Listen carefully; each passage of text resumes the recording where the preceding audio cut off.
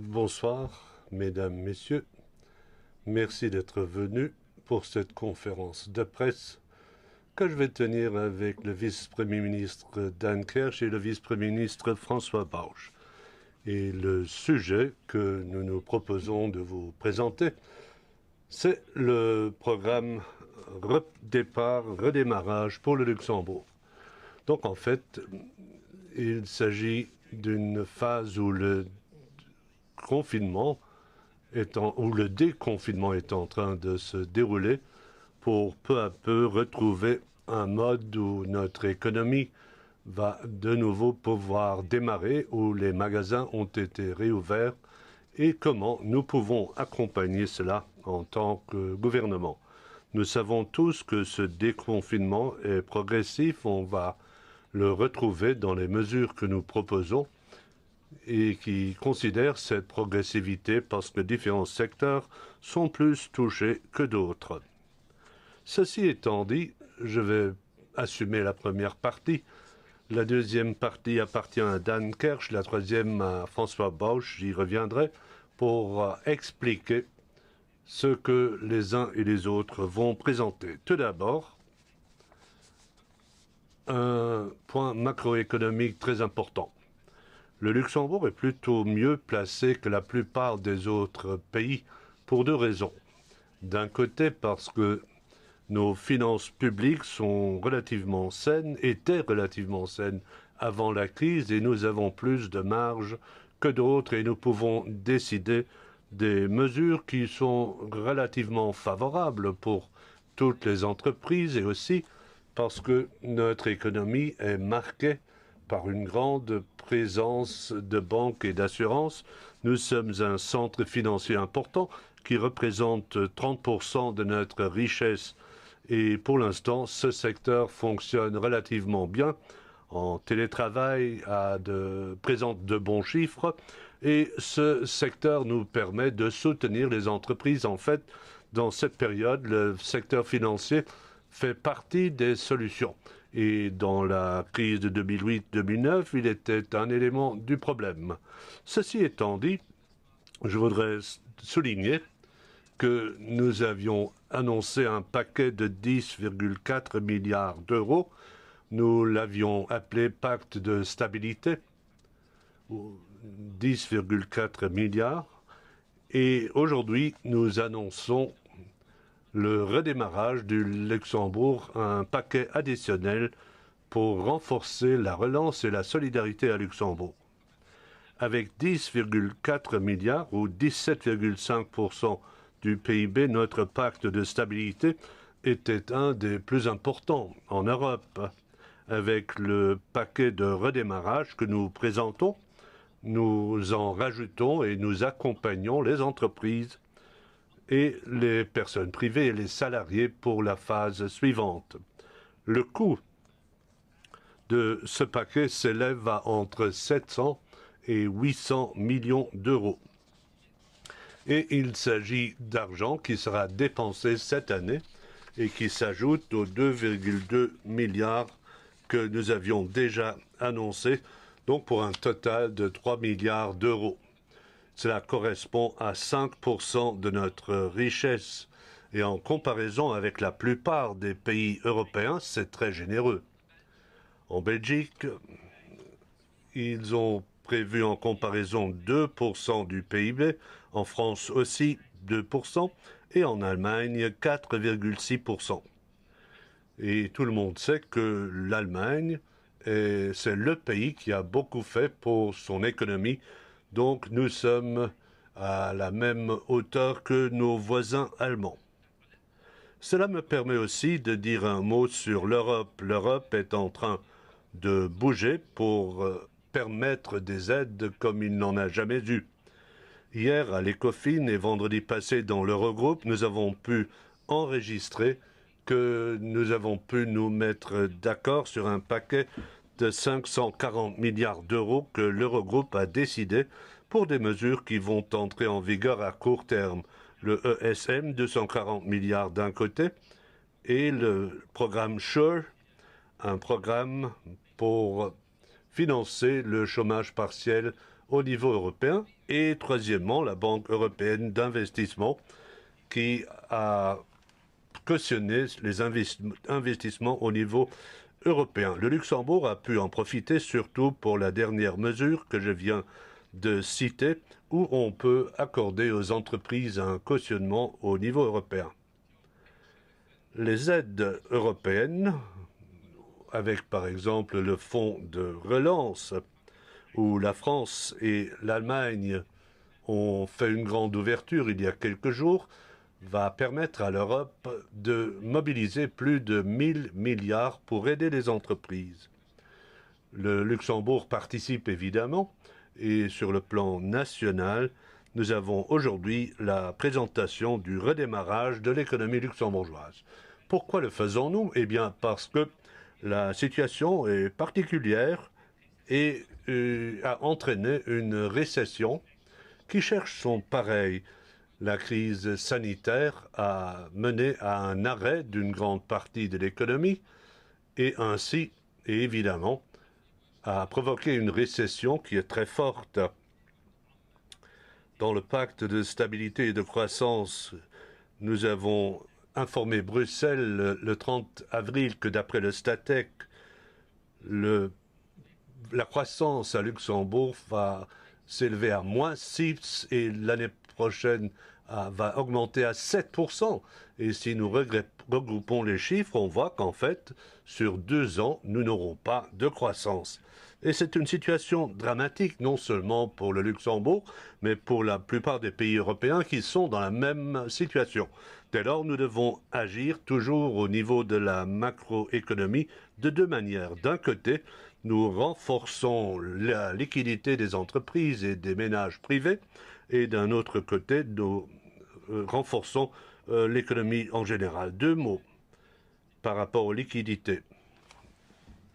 Dans le pacte de stabilité que nous avons présenté, et nous avons annoncé toute une série de mesures en faveur des entreprises auxquelles nous accordons du temps pour payer leurs avances fiscales, et les contributions fiscales à l'avenir vont être repoussées.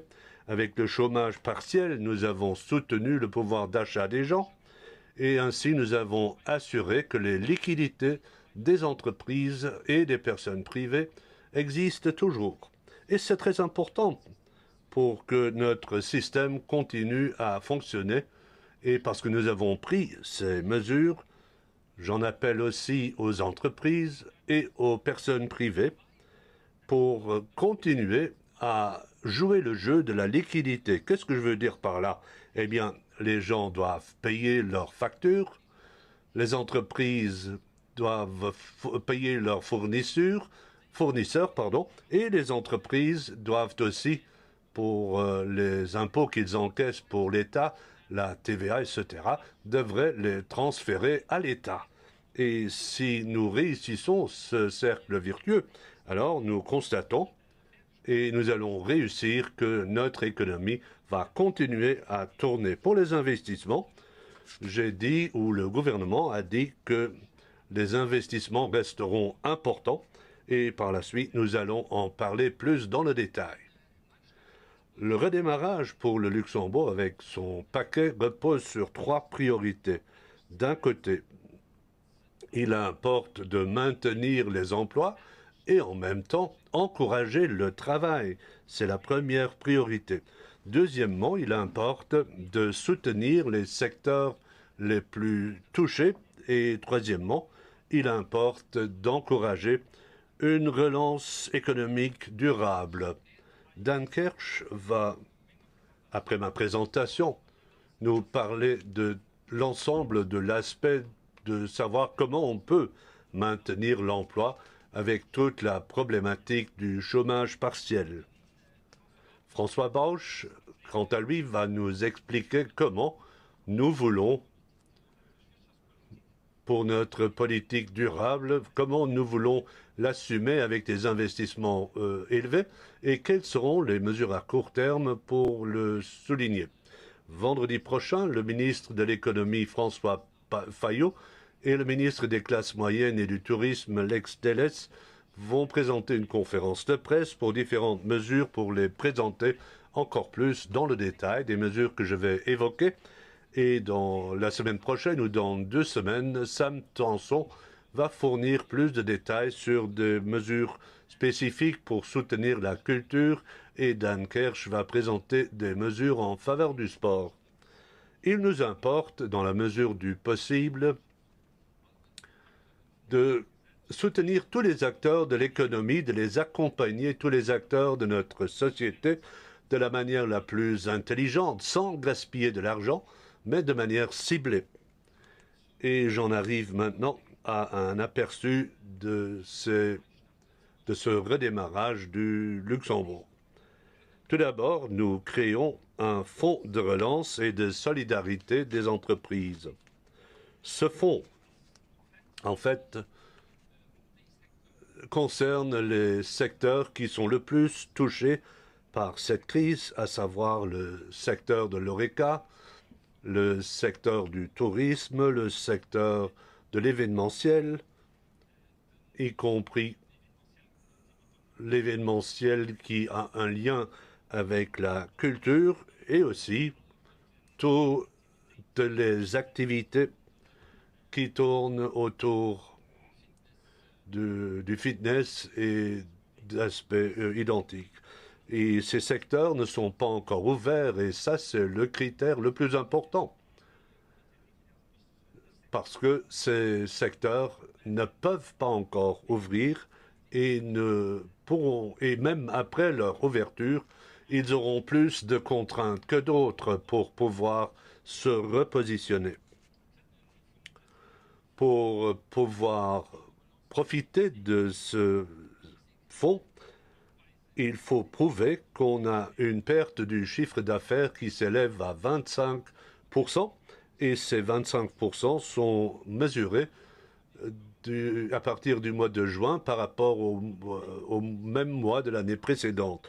Si on remplit ces conditions et si on est dans ces secteurs que j'ai cités, alors on peut profiter de ces aides du Fonds de relance et de solidarité.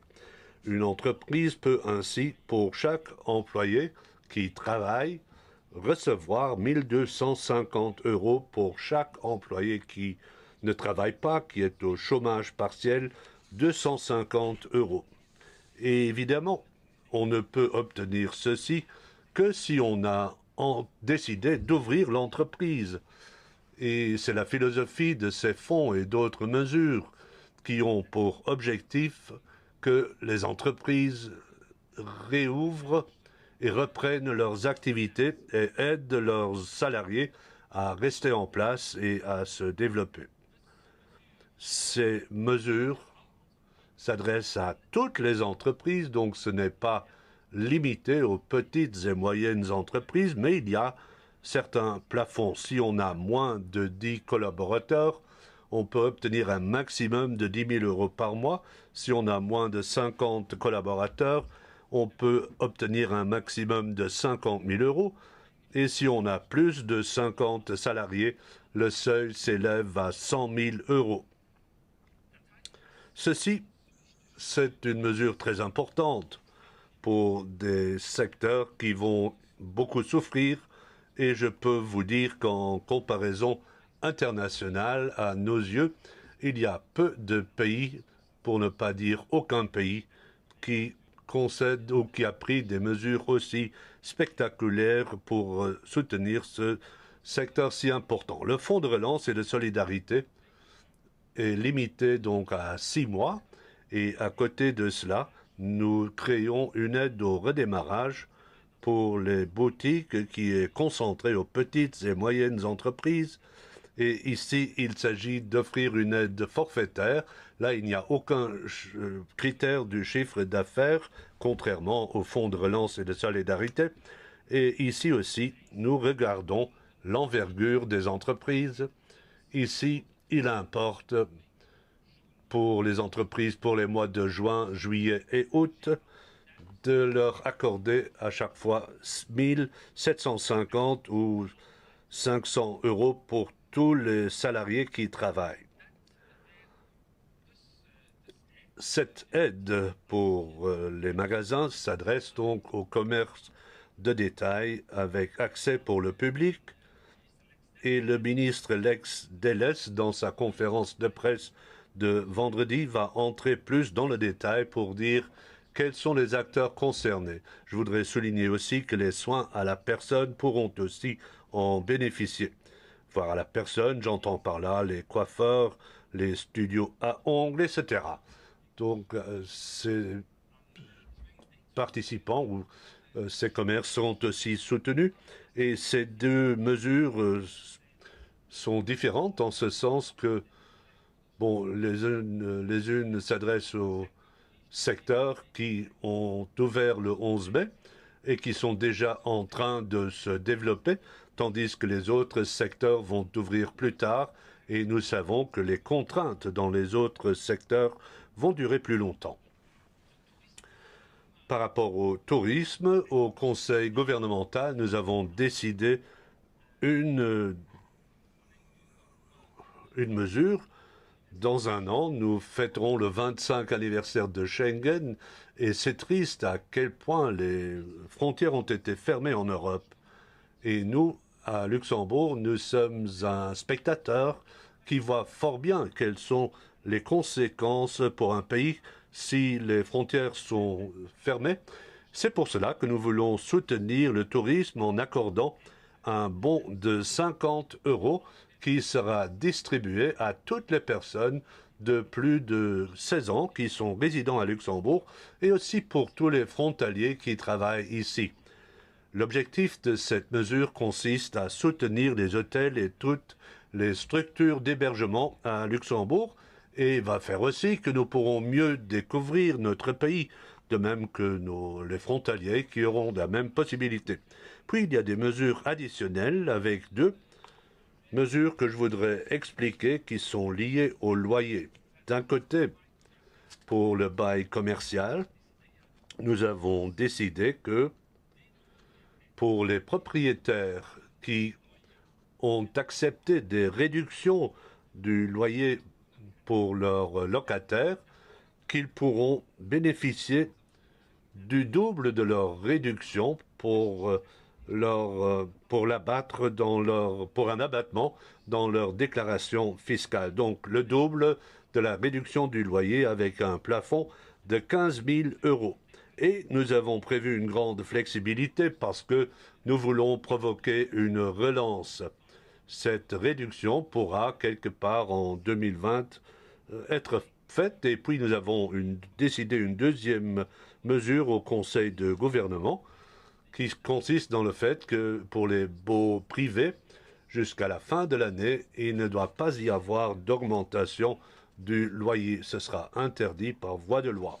Et puis, nous avons une série de mesures qui tombent dans le domaine du ministre Fayot, qui va les expliquer plus dans le détail vendredi.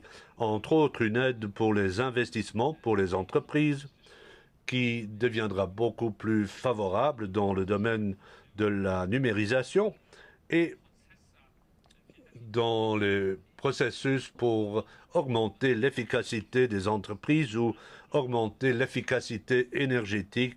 Tout sera lié à des subventions spéciales si on le fait dans le cadre de l'économie circulaire.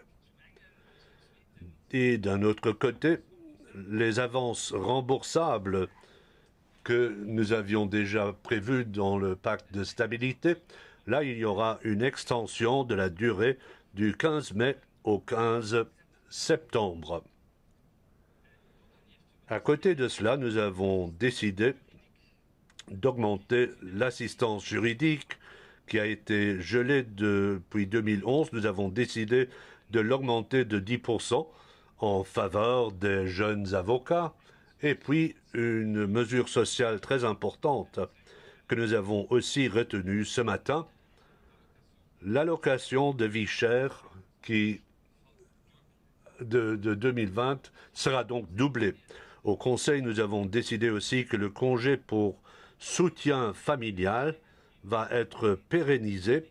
Il importe ici d'aider ceux qui s'occupent de personnes handicapées majeures et il s'agit d'une mesure qui va favoriser ces personnes vulnérables. Vous savez aussi que le congé pour raison familiale, de manière générale, est un des instruments qui nous a le plus aidés dans cette crise. À côté du chômage partiel, le gouvernement l'a fait à une époque où les écoles étaient fermées. Et cela m'amène au chômage partiel et à la problématique du maintien dans l'emploi et de l'encouragement pour rester dans l'emploi. Et je donne donc la parole à Dan Kersh. Merci Pierre Gramegna. Bonsoir de ma part. Je pense que je peux dire que même si les conditions ne sont pas très heureuses, vous avez devant vous un ministre du Travail relativement satisfait qui se retrouve à côté d'un ministre des Finances qui sait que la première priorité, c'est l'assurance des emplois. Il n'en est pas de même partout dans le monde et nous lui devons un grand merci. Je voudrais commencer avec une vérité. Si l'économie se porte bien, cela ne veut pas dire qu'automatiquement tout le monde se porte bien. Mais une autre chose est certaine, si l'économie va mal, alors tout le monde va mal. Et pour cela, le gouvernement s'est fixé une première tâche. Nous voulons aider l'économie pour aider ainsi la population. Toutes les entreprises que nous pouvons sauver sauvent aussi l'œuvre de la vie d'une personne indépendante, mais pour les salariés de ces entreprises, c'est de leur offrir une perspective pour pouvoir continuer à travailler dans ces entreprises et gagner leur vie. Pour cela, le gouvernement a réagi dans un temps record. Nous avons dépensé beaucoup d'argent avec une décision pour subventionner ou introduire le chômage partiel, ceci avec le soutien des partenaires sociaux au comité de conjoncture, aussi le soutien pour faire avancer ceci sans grands obstacles administratifs. On a ainsi pu éviter une vague de chômage. Et cela se serait produit si nous n'avions pas réagi. Et pour cette raison, je voudrais dire un grand merci à tous ceux qui y ont participé. Quel était l'enjeu? Pierre Gramegna l'a déjà dit, il importait d'avoir rapidement des liquidités pour les entreprises, parce que nous étions convaincus qu'ainsi des centaines de faillites pouvaient être évitées, et c'est donc faux de dire que le gouvernement n'aurait rien fait contre les faillites. À nos yeux, le chômage partiel, avec son système des avances, est la meilleure garantie contre les faillites. Nous savons que cela va coûter beaucoup d'argent. 725 millions ont déjà été dépensés. Plus de 32 000 demandes ont été présentées. 14 200 entreprises ont pu en profiter. Et 325 000 salaires ont été payés par le biais du chômage partiel. Qu'est-ce qui se serait passé si on ne l'avait pas fait, si on avait laissé faire, comme dans d'autres pays? Aux États-Unis, le chômage était à 5% comme chez nous, et maintenant, on s'attend à ce qu'il passe à 25%, avec toutes les conséquences sociales que cela va entraîner. Nous ne voulions pas cela pour notre pays. Nous voulons éviter que la crise sanitaire et la crise économique ne deviennent une crise sociale. Et pour cela, le chômage partiel était le bon instrument, l'instrument de la cohésion sociale, parce que c'est une aide pour les entreprises et c'est une aide pour les salariés. C'est une situation où tout le monde sort gagnant. Déjà avant la crise, je m'étais permis de parler de telles situations à une époque où personne n'y croyait encore. Maintenant, on voit avec quelle rapidité cela peut se présenter. Donc, les patrons et les syndicats nous ont invités à poursuivre le chômage partiel, et avec cette décision, nous sommes dans la lignée de ce que fait la Commission de l'Union européenne. Nicolas Schmit a pu s'imposer pour que le chômage partiel soit encouragé dans tous les pays comme étant un instrument important dans la lutte contre la crise. Nous sommes aussi sur une même ligne avec nos pays voisins qui utilisent le chômage partiel, même si ce n'est pas aussi avantageux pour les salariés.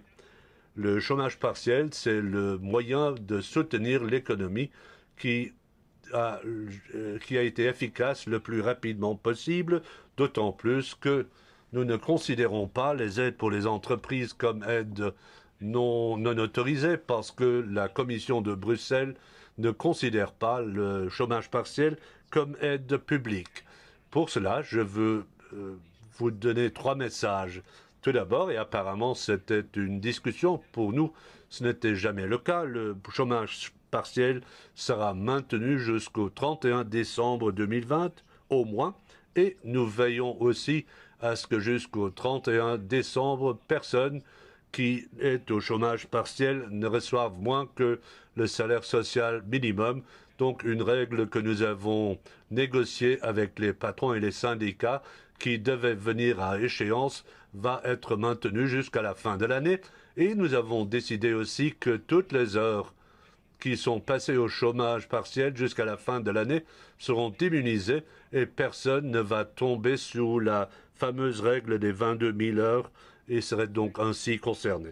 Je vais peut-être encore vous expliquer ce qui était déjà décidé pour le chômage partiel. Nous allons continuer jusqu'à fin juillet avec le système avantageux où toutes les entreprises vont sans grand contrôle et sans obstacle administratif en profiter.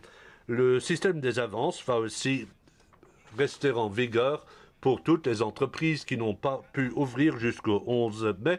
Pour les autres, ils seront touchés à partir du mois de juin. Et à partir de juin, nous allons lentement retrouver le mode d'opération que nous avons toujours appliqué pour le chômage partiel, toutefois avec des simplifications administratives essentielles. Le chômage partiel conjoncturel sera maintenu pour les entreprises qui étaient toujours concernées 25 à 30 chaque mois.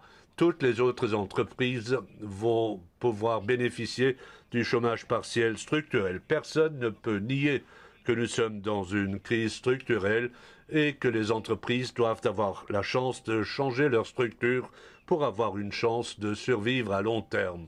Pourquoi l'ai-je dit? Parce que c'est important de faire une différence entre le chômage partiel conjoncturel et le chômage partiel structurel, parce qu'au chômage partiel structurel, on a aussi le droit de licencier.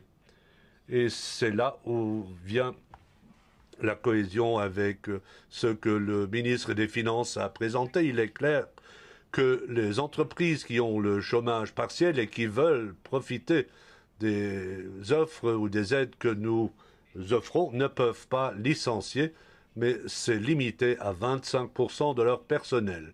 Donc le principal mot d'ordre, c'est éviter des licenciements. Et pour cette raison, pour les instruments offerts par le chômage partiel structurel seront respectés. Les plans de redressement doivent être présentés pour montrer comment l'entreprise se prépare pour la nouvelle situation. Et nous allons utiliser la flexibilité offerte par le chômage partiel. C'est possible qu'on soit au chômage partiel pendant 2 jours et qu'on travaille pendant 3 jours. C'est possible de travailler pendant 3 heures et qu'on soit 5 heures au chômage partiel tous les jours. Nous devons profiter de toutes ces mesures flexibles. Et évidemment, le plan de l'entreprise qui est présenté doit être analysé par le comité de conjoncture.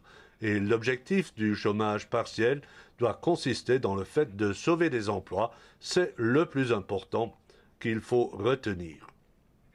Et nous allons lancer une nouvelle procédure, c'est évident, une procédure numérisée.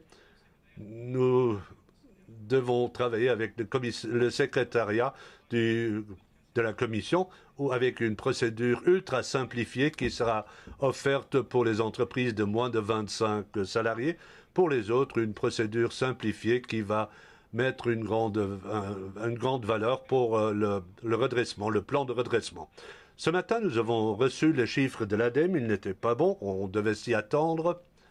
Nous avons dû constater qu'entre-temps, nous sommes arrivés à 20 253 personnes qui sont inscrites à l'ADEME. C'est une augmentation du taux par rapport au même mois de 2019 de 31,1%. Le taux de chômage a entre-temps atteint 6,9%, Donc nous ne sommes plus très loin des chiffres records de 7,2%. Et nous savons que le plafond n'est pas encore atteint. Toutes les entreprises vulnérables qui sont au chômage partiel n'ont pas encore pu envisager un licenciement parce que la loi les en a empêchés. Donc si nous retrouvons un mode normal de chômage partiel, alors il faut s'attendre à une série de licenciements que les entreprises vont exprimer dans le cadre d'un plan de redressement. D'un autre côté, nous savons que ceux qui passent maintenant leurs examens vont se retrouver sur le marché du travail. Ceux qui vont passer le bac vont aussi se retrouver dans les statistiques fin juillet.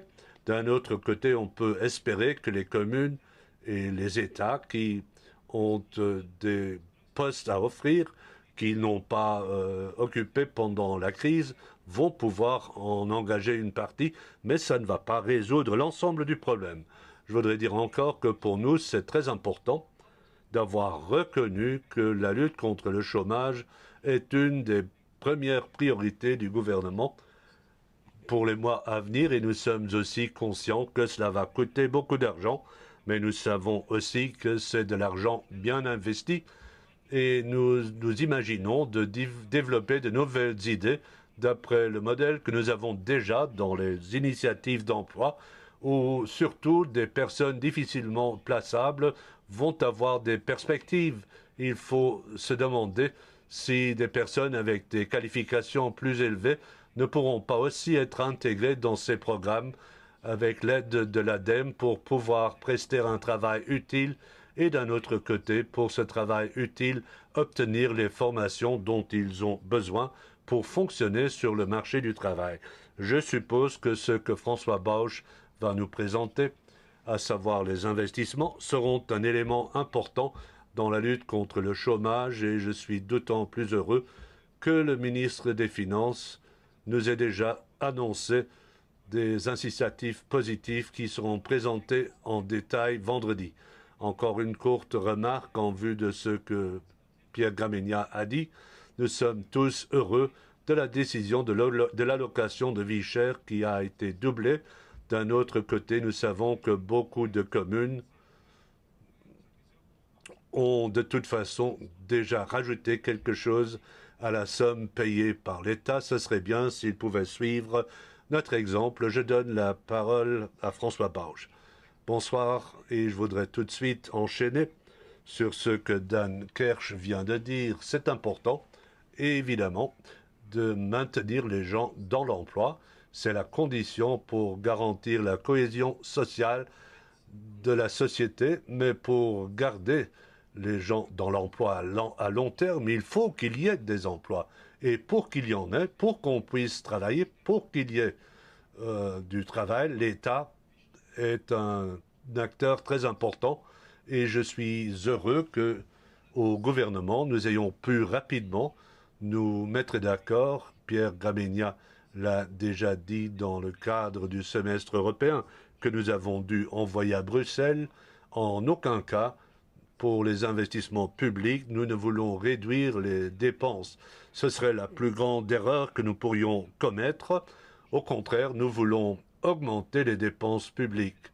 En 2020 déjà, nous avons atteint un niveau record dans les dépenses budgétaires et en 2021, nous allons encore une fois l'augmenter de 6,3%. Vous pouvez faire un calcul, une comparaison en Europe. Vous ne trouvez aucun autre pays où un taux d'investissement aussi élevé est atteint et surtout pas l'année prochaine parce qu'il faut savoir qu'on fait cela tout en sachant que les recettes vont diminuer, c'est-à-dire que les calculs, lorsque le budget a été établi avec le plan pluriannuel pour 2020, avec les perspectives pour 2021, là, nous sommes partis à partir de chiffres tout à fait différents pour les recettes. Mais c'est une bonne chose si nous avons pris cette décision et je suis content qu'au gouvernement, nous ayons un ministre des Finances qui a les mêmes visions. Mais nous voulons aussi profiter, et ce n'est rien de fondamentalement nouveau, mais nous voulons le renforcer pour que les investissements aillent dans la direction de la durabilité. Je voudrais vous citer deux chiffres qui figuraient déjà de toute façon dans le budget et que nous avions prédit par le biais du plan d'investissement pluriannuel pour l'année prochaine, l'investissement dans l'élargissement du réseau ferroviaire à Luxembourg. Pour cette année, nous avions prévu 384,6 millions d'euros qui vont monter à un record de 424,6 millions actuellement pour l'investissement dans l'élargissement du réseau ferroviaire. Nous sommes largement en tête de l'Union européenne. Actuellement, nous dépensons 600 euros par habitant pour l'investissement dans le transport ferroviaire sur le plan européen. Vous pouvez même regarder la Suisse, qui était toujours un modèle. Nous avons atteint le double de la Suisse. C'est un chiffre record absolu. Maintenant, nous voulons revoir encore une fois les chiffres. Le gouvernement va se retrouver pour se concerter. Nous n'allons pas réécrire l'accord de coalition et redéfinir nos priorités. Non, nos priorités concernaient aussi les investissements dans la durabilité, mais nous allons sans doute encore procéder à différents ajustements, faire certaines choses plus rapidement. Il faudra donc nous concerter jusqu'à l'été.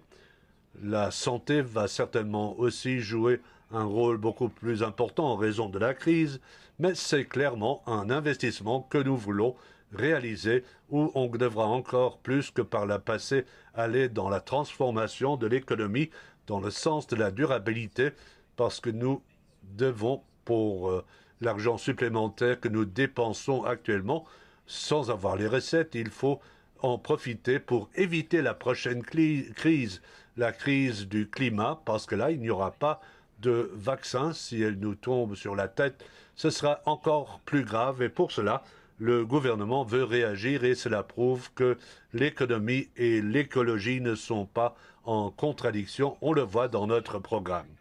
À court terme, nous avons pris des mesures concrètes immédiates tout de suite pour sortir de la crise. Vous savez que nous avons la Prime House qui existe déjà. En fait, c'est un système de primes qui vise à financer un assainissement énergétique pour des maisons ou d'autres éléments. J'y reviendrai.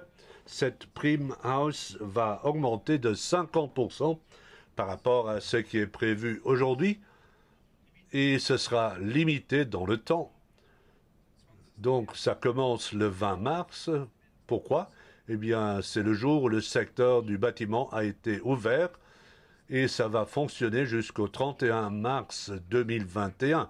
Donc, les travaux ne devront pas être achevés jusque-là si on veut profiter des augmentations, mais il faut avoir signé les contrats et les travaux pourront être réalisés jusqu'au 31 décembre 2022. C'est une mesure typique qui va aider le bâtiment. Si les gens avaient des projets ou avaient envisagé de rénover ou d'isoler leur maison, nous voulons qu'ils le fassent maintenant parce qu'ils auront des primes supplémentaires de 50%. Cela concerne l'enveloppe thermique, cela concerne l'isolation mécanique, cela concerne aussi les conseils en énergie. Donc c'est une mesure dont les citoyens pourront profiter. Ils devront dépenser moins et aussi plus tard avec une bonne isolation de ma maison. Ce sera une prévention au niveau de l'énergie pour combattre la pauvreté énergétique parce que je devrais dépenser moins pour chauffer. Les entreprises vont en profiter, le secteur du bâtiment et l'artisanat vont en profiter si maintenant on peut conclure des contrats. Une deuxième mesure, c'est une aide financière pour le système de chauffage, pour le remplacer, qui existe déjà maintenant et qui va augmenter de 25% si on opte pour des énergies renouvelables, énergie solaire ou thermique, des pompes à chaleur, des chaudières en bois, ou si on se rallie au réseau de chaleur, alors on aura 25% de subsides en plus que si on l'avait fait auparavant. Et de même, à la même condition, à partir du 20 mars de cette année jusqu'au 31 mars. Le contrat devra être signé et les travaux devront être réalisés jusqu'en décembre 2022. Puis nous introduisons aussi un bonus si on remplace sa chaudière et si on passe d'une chaudière fossile, par exemple le mazout, à une chaudière qui repose sur un système d'énergie renouvelable. Alors on peut obtenir un bonus supplémentaire de 25%. Si on le fait d'un seul coup, c'est une nouvelle mesure qui doit inciter les gens à changer leur chaudière qui fonctionne avec un système fossile. Ce sont donc des mesures très importantes dans la lutte contre le changement climatique. Quatrième point, la mobilité. Il y a déjà des aides. Si on achète une voiture électrique, l'aide pour la voiture électrique ou une camionnette électrique, pour les personnes privées et pour les entreprises, les aides là vont augmenter de 60%, donc passer de 5 000 à 8 000 euros. Et cette aide va aussi commencer le 11 mai jusqu'au 31 mars de l'année prochaine. Pourquoi le 11 mai? Parce que c'est la date de l'ouverture des salles d'exposition des garages. Et c'est donc lié à cette date d'ouverture. Et cela dure jusqu'au 31 mars 2021. Et là aussi, il y a un changement par rapport aux règles actuelles. Ce n'est pas l'immatriculation qui compte, mais il faut avoir signé un contrat d'achat avant le 31 mars 2021 et la voiture pourra être fournie jusqu'au 31 décembre 2021. Nous le faisons parce que dans le domaine de la mobilité électrique, le marché va fortement évoluer, surtout l'année prochaine. Et là, nous allons vouloir que tout le monde en profite. Et pour cela, nous voulons inciter les gens à en profiter tout de suite. Il y a une toute petite clause. L'aide ne doit pas dépasser les 50% du coût réel de la voiture qu'on achète. La même chose vaut pour la mobilité douce, pour les vélos, les pédélèques, les motocycles ou les cyclomoteurs. Là aussi, nous doublons toutes les primes qui existent. Par exemple, pour un vélo électrique ou un vélo normal, on peut avoir 600 euros de subside et cette mesure est aussi prévue dans le même délai pour les motocycles, une aide de 1000 euros avec la limite de 50% du prix d'achat. Et cinquièmement, nous voulons encourager les énergies renouvelables publiques et privées, l'aide photovoltaïque. Donc, pour installer l'énergie solaire, là, il y aura une rémunération pour l'installation d'installations entre 30 et jusqu'à 30 kW qui sont prévues actuellement pour des installations collectives. Là, nous voulons aller un pas plus loin. Donc, toutes les personnes individuelles, physiques ou morales, pourront à l'avenir profiter de ces aides. Je vais vous donner un exemple pour faciliter la situation. Dans le domaine agricole, les agriculteurs qui ont dû investir dans des installations collectives pourront le faire beaucoup plus rapidement maintenant dans leur propre ferme, mais évidemment, ça arrange aussi les personnes privées. Puis le tarif d'injection qui est important dans ce contexte, qui viendrait à terme le 31 décembre 2020, il sera prolongé jusqu'au 31 mars 2021. Et pour les installations de biogaz, ce sont des contrats de 20 ans. Là, on peut déjà réinvestir 5 ans avant la fin du contrat. C'est aussi une aide pour stimuler ce secteur. Et puis, le dernier point, c'est l'aide aux installations de charge. Ce ne sont pas les bornes que nous connaissons actuellement, que l'État a installées avec les communes. Ici, il s'agit de bornes de rechargement privées au public. C'est un coût très important. Pour les entreprises, par exemple, les garagistes reçoivent par leur maison mère, par le fait que l'électromobilité va augmenter, ils auront de plus en plus de conditions. Ils devront installer des bornes de recharge dans leur garage. C'est lié à d'énormes coûts. Là, nous allons introduire un nouveau système d'aide qui n'existe pas encore, qui consiste à donner une aide publique. Et nous allons définir cette aide la semaine prochaine. Mais nous allons aussi encourager des roadblocks. Si on achète une voiture électrique, il y aura aussi des éléments identiques. Aujourd'hui, si on produit soi-même de l'électricité avec une installation électrique, on ne doit plus approvisionner le réseau public, on peut en profiter soi-même et on pourra aussi donc faire le plein de sa voiture. Ce sont des coûts d'investissement et là aussi nous allons accorder de l'aide pour que des paquets puissent être vendus qui relient les deux. Et puis le dernier point à ce sujet, Claude Tourmès et moi-même, nous sommes en train de réaliser un projet qui a été présenté au Conseil de gouvernement pour installer des bornes de charge rapide où on peut rapidement charger sa voiture avec l'objectif d'avoir jusqu'à fin 2021 un très grand réseau de bornes de recharge rapide.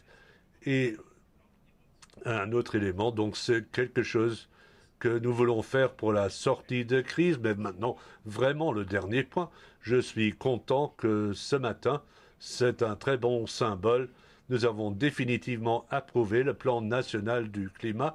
C'était après la phase de consultation. Il sera maintenant envoyé à Bruxelles et dans ce plan national climat, il y a toute une série d'éléments d'investissement où l'État veut investir, où nous voulons encourager. Vous connaissez tout cela du plan national climat, mais là, le gouvernement est d'accord pour accorder un soutien financier. Ce sera aussi une aide pour sortir de la crise et donc le Luxembourg est bien placé pour lancer le Green Deal avant beaucoup d'autres. Voilà, nous sommes à votre disposition.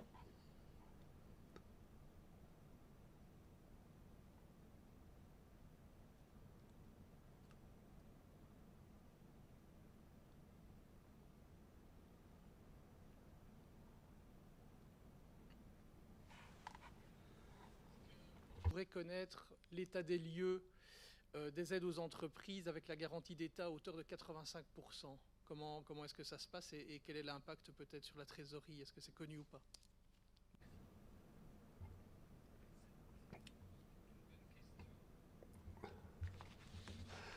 En luxembourgeois, merci d'avoir posé la question.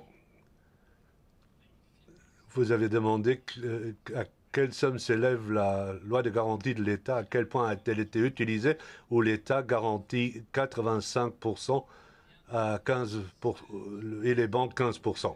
Eh bien, ce système est en train de fonctionner et nous n'en sommes qu'à l'étape de départ. En fait, nous avons négocié avec les banques que les banques allaient accorder un moratoire dans la mesure du possible dans leurs livres pour permettre ainsi d'accorder une aide aux entreprises pour les 6 mois à venir. Ça a été fait parce que plus de 3 milliards de demandes sont parvenues et ont été acceptées à 95% de manière positive par les banques. Qu'est-ce que j'en conclus? Eh bien, dans cette crise profonde où les entreprises sont en manque de liquidité, il importe surtout de faire des économies sur leurs emprunts et on réussit à le faire avec le moratoire. Et la loi de garantie de l'État ne va pleinement fonctionner avec une vitesse de croisière élevée que dans les mois à venir, lorsque les boutiques et les industries et plus tard les restaurants et les cafés pourront ouvrir. À ce moment-là, il y aura un besoin de nouveaux crédits qui deviendra apparent. Donc je pense que l'État a pris la bonne solution. L'instrument est en place, il y a déjà des demandes, mais par rapport au moratoire, on n'a pas fait grand-chose dans ce domaine. Et les moratoires, c'est la première phase, la première réponse à cette crise.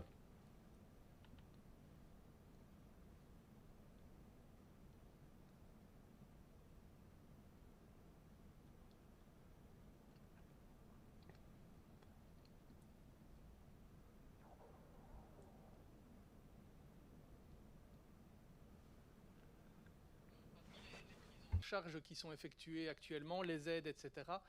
Certaines choses sont prises par différents organismes. Je pense à la CNS, etc. Est-ce qu'à un moment, on va remettre tout à plat pour savoir un petit peu qui doit de l'argent à qui et faire un état des lieux, enfin remettre tout d'équerre pour avoir une vue plus claire. Eh bien, c'est une question d'ordre général, évidemment. Si nous prenons l'exemple du chômage partiel, nous avons des avances qui ont été accordées aux entreprises pour la bonne et simple raison que nous voulions que les entreprises aient des sécurités. Même chose pour la sécurité sociale, où le congé pour raison familiale a aussi été payé sous forme d'avance, de même que pour les congés de maladie. Et il est clair que lorsque nous allons entrer dans une phase où il faut faire des décomptes, alors on va vraiment faire un décompte. Sur le plan administratif, nous sommes déjà en train de nous en occuper. Le ministre des Finances y est aussi très intéressé. Et dès que nous verrons plus clair, nous allons pouvoir faire un état des lieux pour voir ce que les différentes mesures auront coûté et combien de marge nous avons encore. Et par rapport à ces mesures, pour l'environnement, je voudrais dire que c'est un bon exemple qu'on peut donner. La majorité des mesures que j'ai énumérées, qui sont des mesures à court terme, sont financées par le biais du Fonds pour le climat. Vous savez qu'il est approvisionné par le cent qui est levé ou encaissé sur le pétrole. Et c'était dans la philosophie que nous avions annoncée. Si nous introduisons une telle taxe, comme on le fait ici au niveau du pétrole, nous utilisons cet argent, nous le plaçons dans des fonds pour assurer la transition écologique. Donc, d'un autre côté, le citoyen peut récupérer cet argent. C'est un instrument typique pour intervenir ici dans la crise, pour aussi favoriser la relance d'une manière écologique. J'ai une question par rapport au paquet global des mesures qui ont été votées aujourd'hui.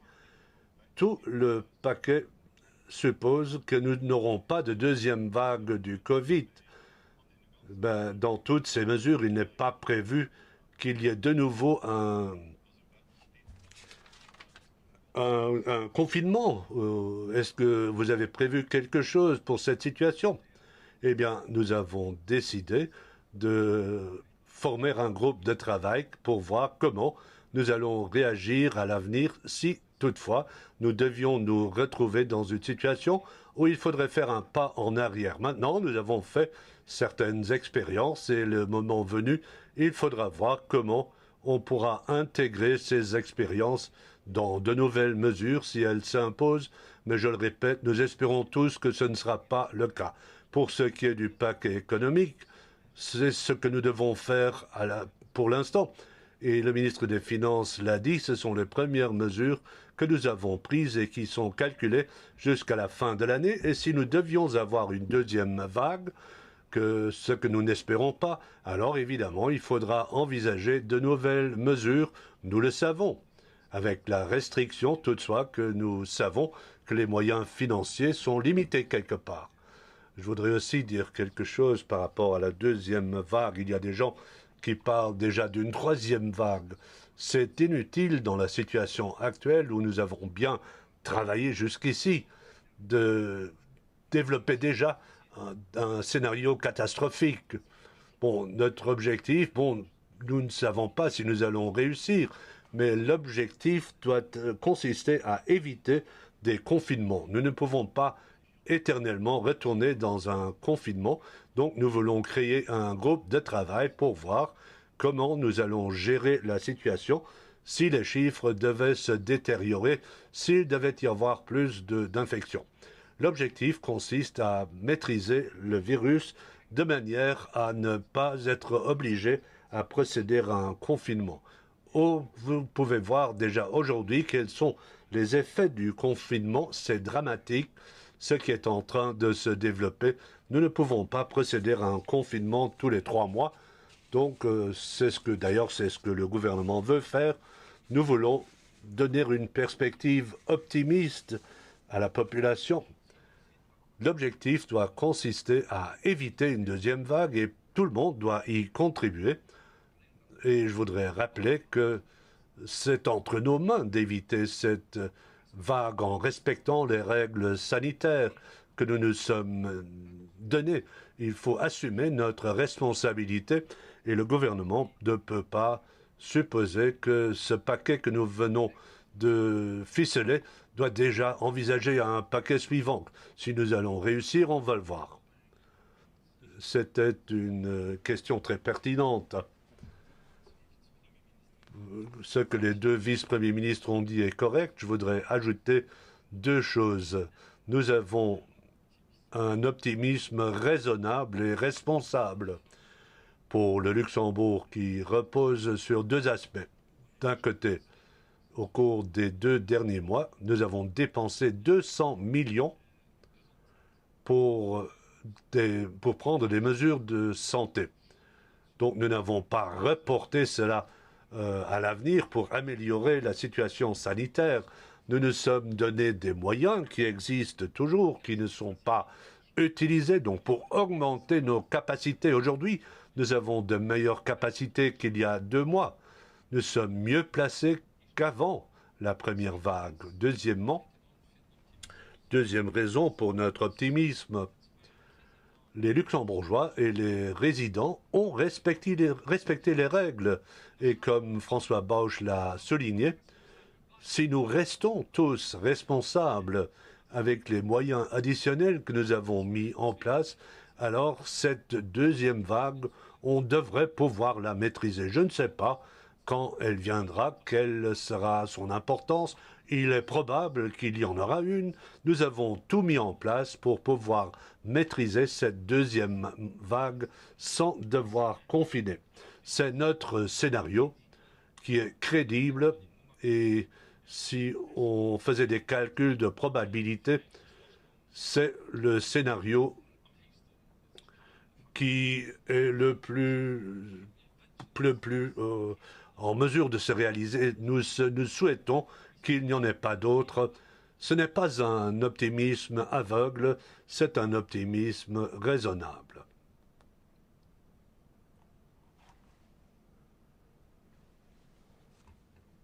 Dernière question.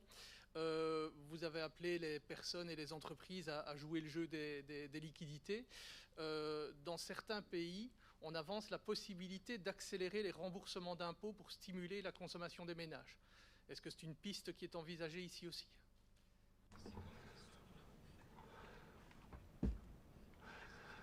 Merci de la question. Nous l'avons fait.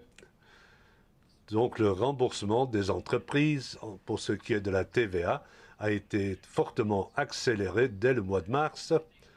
Tout d'abord pour les petits montants, ensuite en avril et au mois de mai, de manière très sensible. Cela a permis aux entreprises d'avoir des liquidités de centaines de millions additionnels. C'est de l'argent qui a été versé. Et puis, nous avons pris 2 mesures qui n'ont pas été beaucoup commentées, mais à l'étranger, il faut aller chercher très loin. Pour trouver la même chose, nous avons donné aux entreprises la possibilité de mettre les avances à 0 pendant 2 mois, à 2 reprises, lorsque les entreprises disent qu'il y a des problèmes de liquidité, a pu, avec un formulaire très simple, pour les 2 trimestres suivants, ne pas payer d'impôt commercial. Nous l'avons fait et la même chose vaut pour les contributions sociales. Et cela aussi existe en très peu d'autres pays. Donc je pense que du point de vue des liquidités, nous avons beaucoup fait et c'est tant mieux. Mais comme vous m'avez posé la question, oui, je voudrais encore une fois y revenir. C'est important. Si tout le monde joue le jeu correctement et si tout le monde se dit, voilà, moi je vais payer mes factures comme personne privée, comme firme, aux fournisseurs. Je rappelle un pays qui n'est pas très loin de chez nous, où on a dit comment est-ce que nous pouvons permettre aux gens de ne pas payer leurs factures d'électricité. Il devrait y avoir un délai. Ce n'est pas la piste que nous avons choisie. Nous avons opté pour le chômage partiel. Les gens reçoivent 80% de leurs revenus. Ceux qui ont le salaire social minimum obtiennent 100%. Donc nous avons travaillé sur la liquidité pour que personne ne puisse dire « je n'ai pas d'argent pour payer mes factures ». Et le véritable coût des avances qui ont été placées à 0 pour les impôts ou pour le sursis, pour le report des contributions sociales, si tout va bien, le coût sera peu élevé parce que nous donnons aux entreprises et aux gens la possibilité de payer plus tard. Et dès que l'économie sera relancée, ils pourront rembourser peu à peu. Donc nous avons pris un engagement, nous avons dit, si nous donnons aux entreprises et aux salariés des liquidités, alors l'économie pourra rapidement fonctionner normalement et ce sera tant mieux pour tout le monde.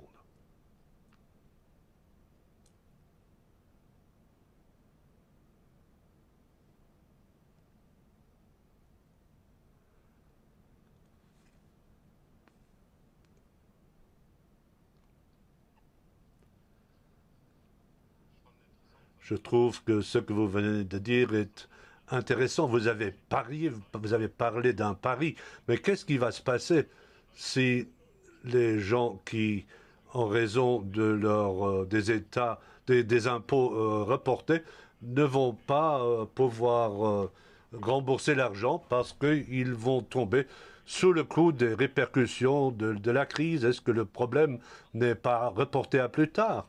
S'il devait y avoir une deuxième vague très grave, alors nous n'allons pas nous amuser à dire aux gens, nous vous avons accordé un report, maintenant vous devez rembourser tout de suite.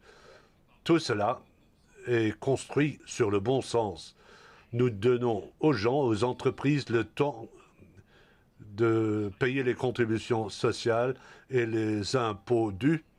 Et comme, en fait, on fait un emprunt, on contracte un emprunt parce qu'on ne dispose pas de l'argent nécessaire, alors on fait un emprunt et on rembourse peu à peu. C'est une bonne approche et nous supposons que c'est le bon chemin. Je ne voulais pas forcément parler d'une deuxième vague du Covid, tout simplement pour ce. Bon, le Luxembourg dépend du commerce extérieur et d'un contexte international qui fonctionne. Mais si les gens ne devaient pas avoir les revenus escomptés, est-ce que ce n'est pas aussi un peu un problème de votre pari? Bon, j'ai utilisé le terme pari. Bon, c'était une analyse très rationnelle. Il vaut mieux que les liquidités soient assurées pour les entreprises et pour les gens et que nous soyons mieux placés, quelles que soient les circonstances sanitaires ou économiques.